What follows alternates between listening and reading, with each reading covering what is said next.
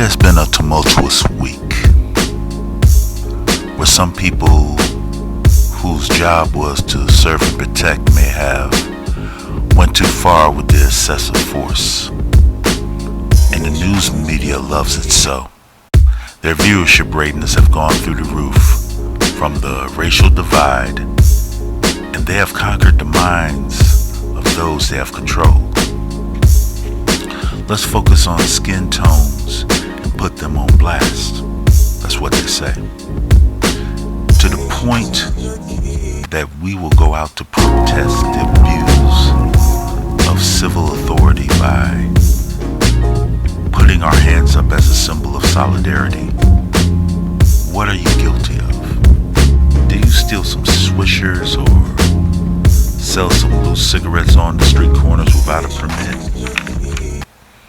And maybe to show how much injustice there is in this nation, you have to wreck shops that have nothing to do with the deaths of young men that didn't have to die. If only these young men weren't delinquent. If only their parents would have taught them not to point a gun at a policeman, real or a plaything. But the media don't want you to think. No. They want you to react. They want you to respond with vitriol, rage, anger, hate, emotions that have taken you over the edge. They're sitting in their plush chairs saying fools playing a part in our depopulation agenda. So they blow up and posterize the black race as the victims. And the people who are placed in this part play the part so well. 400 years a slave, and still you don't hear Jesus the Messiah, Yeshua Yahweh, saying, pick up your mat and walk. Nope. You'd rather be lame. You'd rather lay out on the intersections and the interstate highways like corpse. Do you not know that you have foretold your future? And the media loves it so. Here's a thought. Instead of bitching and complaining and protesting and burning bridges you cannot repair, why not infiltrate the place you hate? Become one of them as an agent for change. Yes, become a cop.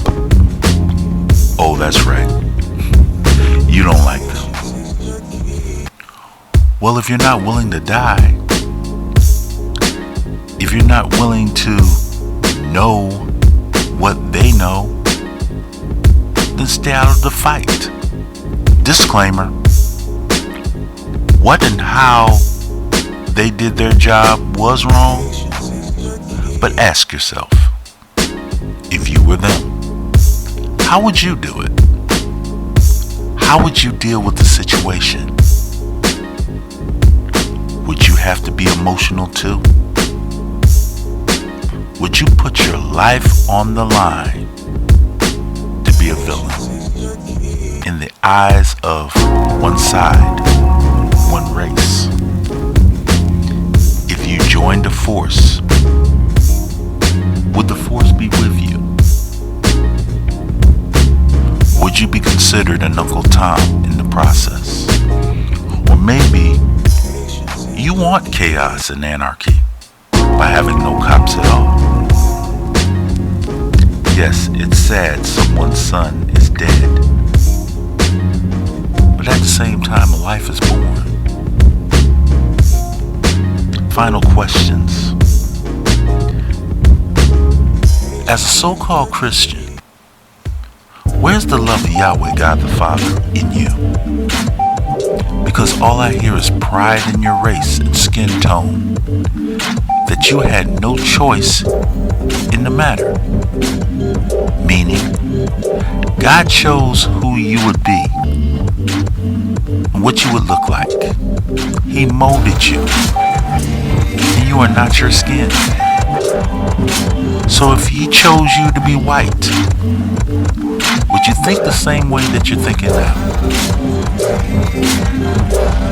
And I'm not into hypotheticals. I'm just saying,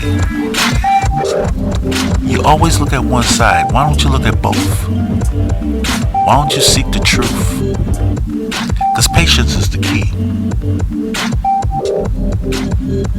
Instead of reacting and responding to what the media wants you to do, why don't you think? Because there's something dangerous about a person that thinks.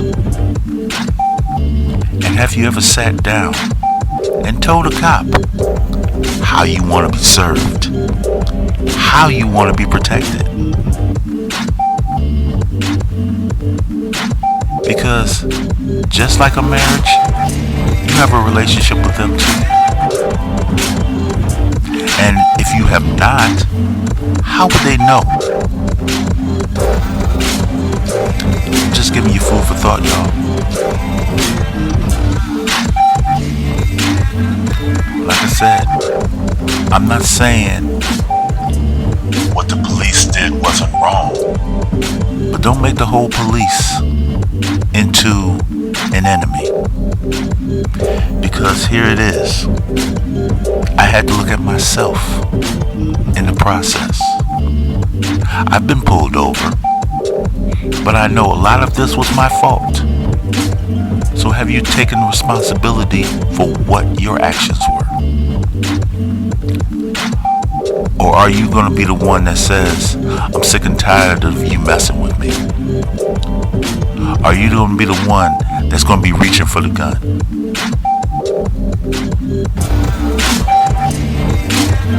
What if you were them?